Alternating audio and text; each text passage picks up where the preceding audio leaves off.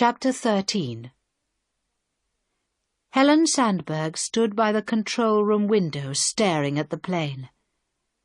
"Come on," she said. "Why is that door shut? Where are the passengers?" "The hijackers won't set them free," said Inspector Home. "I told you, Prime Minister. This is a serious mistake." "Be quiet, man," said Colonel Carter. "I think we've got something on the radio."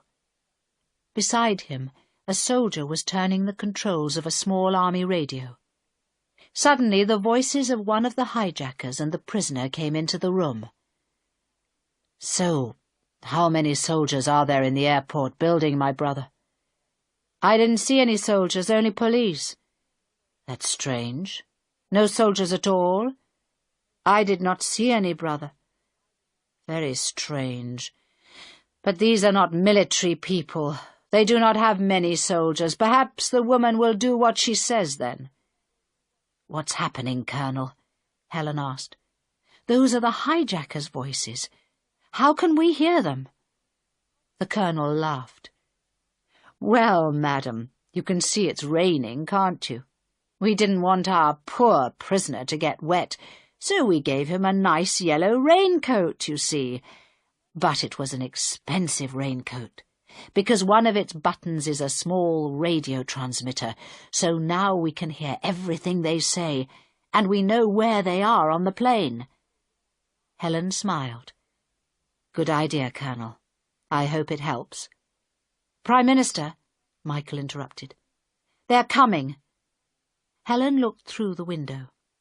The door of the plane was open, and people were coming down the steps one after another.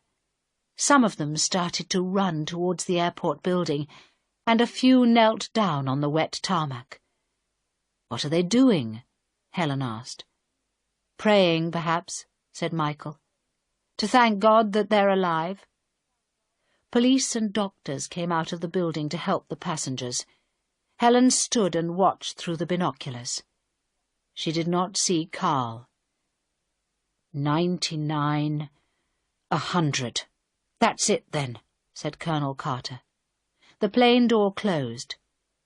"Now we move on to the next step of our plan. Goodbye, Prime Minister." Helen turned and saw that the Colonel was putting on white clothes on top of his army uniform. He put several grenades in the coat pocket and a machine gun into a long pocket inside the coat. He smiled at her. "I must help my men refuel the plane." "May God go with you, Colonel," she said.